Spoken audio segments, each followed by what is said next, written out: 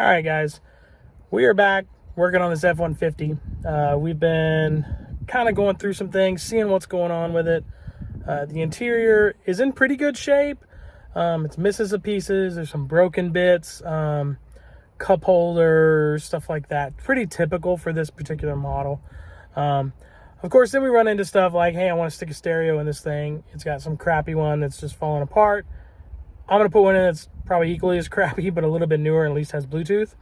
Of course, these trucks come with a 1.5 DIN opening for stereos.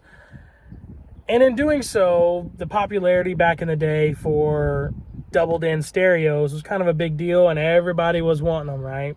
So what they did is people would cut these things out, and they do a lot. Hold on, let me show you.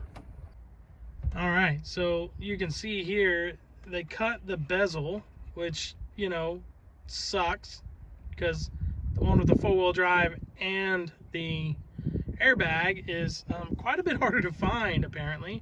I've been looking for one for about 3 weeks now. Of course, there's other stuff going on, all the paint's chipping off of here. We're gonna talk to somebody about that. I know a guy sort of thing, you know. He knows who he is. I'll be calling you later.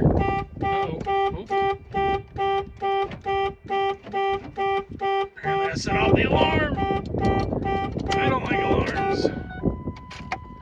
Okay, so what we're gonna do here, I'm gonna go ahead and pull this loose. You see it's messed up. Obviously there is some sort of sensor somewhere. You can hear it clicking. We're gonna have to find that because that's annoying. Oh my goodness. Yeah, again, this is why I said earlier about the whole I don't like them. I don't like alarms on these trucks. So as you can see, someone has gone in here and just hacked this thing up. May have been screws here. I don't know. That's a little weird. But if I've looked at this correctly, and you know, the back part of the dash is metal. This part down here is metal. Up here is plastic. Part of this piece here. But this is a different piece. So, luckily for us, we've got a whole other truck over there. So, we're going to go pull that one. And then we're going to replace it so that this should be, I believe it stops about here. That's where it should be stopping. Of course, here's part of the bezel that's broke off. This bezel's seen better days. So I am going to go pull that one real quick, and then once we pull it, then I'm gonna come back here and we're gonna pull this one, swap it out, and then hopefully have a good place to mount the radio. All right, here we go.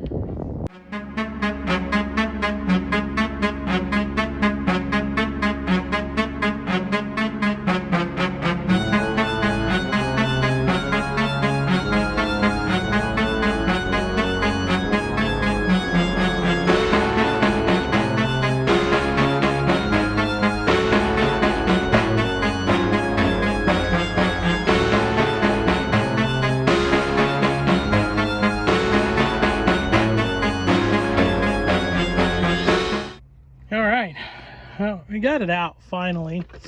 If you look, pretty significant amount of material taken off of that. The radio bezel, or the radio mount that was in there under the bezel, wouldn't hold this radio in at all whatsoever. So hopefully this, I'm gonna go clean this up real quick, and then we're gonna get it put back in, and then hopefully the radio stays in place. Before it was just falling out. We do have another bezel over there, but it doesn't have the 4x4 switch. Did manage to get the cup holder out. I thought it was damaged, but so I was thinking about the other truck. This is of course, this cup holder is for the 99, so it has the built-in ashtray, which has never been used, so that's nice. It's pretty decent. It's not damaged. Most of the time, these springs are broken or the tracks are broken off. This one's actually in really good shape, so we're gonna use it at the very least till we find another one that has the deeper ones. Excuse excuse me. So like the deeper ones, they hold a little better, you know, hold drinks, cups, whatever, but honestly this is better than having none at all, which is what we have on the other one, because it's completely broke, wouldn't come out, springs popped off, it's all kinds of damage. So we'll get this one in here in a little bit, but first let me go clean these up, and then we'll go from there.